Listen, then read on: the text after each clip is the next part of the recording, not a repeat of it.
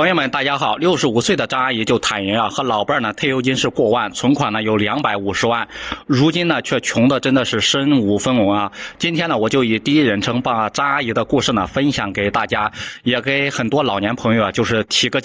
醒啊，提个警醒。张阿姨说呢，老伴呢年轻的时候呢，她跟老伴呢都是那个中层干部，那个时候呢我们的工资呢都还是不错的，加上我们会精打细算，所以说呢还攒下了一笔钱啊。后来呢我和我老伴呢都相继退休了，我们给儿子呢买了一套150万的一个婚房。那个时候呢我们手上呢还有100万的一个存款，加上呢我们2个人的退休工资呢都非常高，一个月呢有1万多一点。我觉得呢将来就是我们退休之后呢用于我们那个养老是足够的，毕竟呢我们还有那个医保。儿子结婚之后呢，我们觉得呢就是已经完成了自己的一个历史使命，以后的日子呢就是儿子该跟儿媳妇该怎么自己好好的过就好好的过就可以了。可是呢等儿媳妇呢生下孩子以后呢，总说了自己要出去上班，然后请保姆呢又不放心，还拿出了很多保姆虐待孩子的一个报道和视频啊。我和老伴就觉得呢，如今呢我们的年纪刚退休嘛，也不算非常大，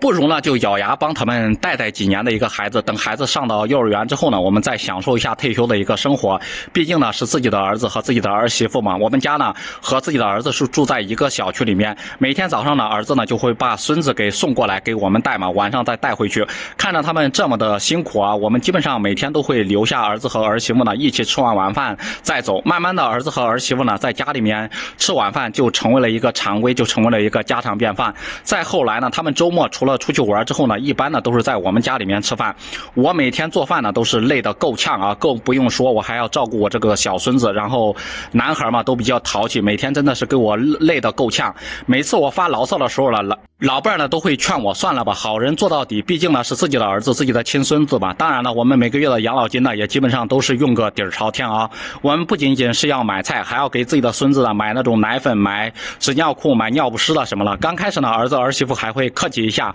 说一下谢谢爸爸妈妈，到了后来呢他们就把这件事呢当成理所当然的一个事情了，也从来呢没有出过钱，也没有想过给我们钱啊。好不容易呢孙子是到了3岁要上幼儿园了，那天呢儿子拿了一些幼儿园的一个宣传单给我们看，说让我们呢拿个主意。我和我老伴呢就左挑右选啊，选了一家又近而且各个方面条件都还不错的一个幼儿园。儿子就说呢，爸妈呀，你们的眼光真的是太好了，这家呢确实是不错的，我们小区好多孩子呢都在那儿上，反应呢也都是不错的。可是接下来呢大家呢又开始哭穷了啊，说每个月呢就是需要4500块钱，这个费用实在是太贵了。这下子我才搞明白，儿子呢是醉翁之意不在酒，老伴呢立马又大包大揽了下来，说这3年呢幼儿园的一个费用呢爷爷奶奶全包了，你们放心不用担心就好了。事后呢老伴对我说，反正就3年嘛，帮着儿子度过这个难关，等孩子以后呢上小学就好了，反正呢到时候都是义务教育嘛，也用不了多少钱。可是1年之后呢，儿子对我们说了，他打听好了某某小学呢确实不错了。我说这种事情啊你们小两口自己做主意就好了。儿子却说呢，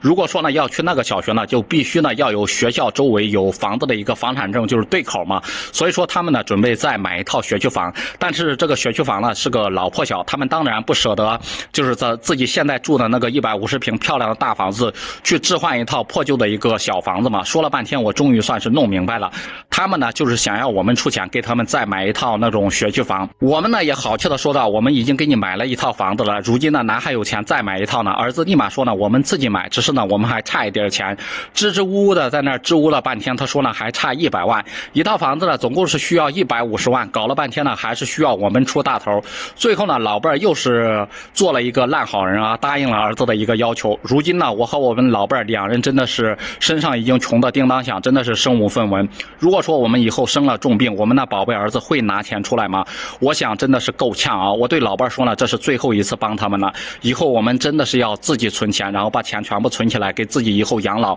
或者是自己以后看病啊。我觉得呢这就是中国式父母，为了自己的儿女呢真的是掏空了自己的口袋，却忘记了给自己呢留点老本养老啊。作为子女呢，真的不要把父母呢对自己的一个帮助当做是理所当然，毕竟呢我们已经成年了，父母呢对我们呢已经没有什么养育的一个责任了，反而是我们儿女呢对父母有了赡养的一个义务。当然了，父母呢也要舍得及时的一个放手啊，不要什么事都大包大揽，这样呢才有利于我们儿女的一个成长。毕竟每个家庭呢都有每个家庭要处理的一个事情。朋友们，你们觉得我说的对吗？好了，今天的视频呢就给大家分享到这里，我们下期视频再见。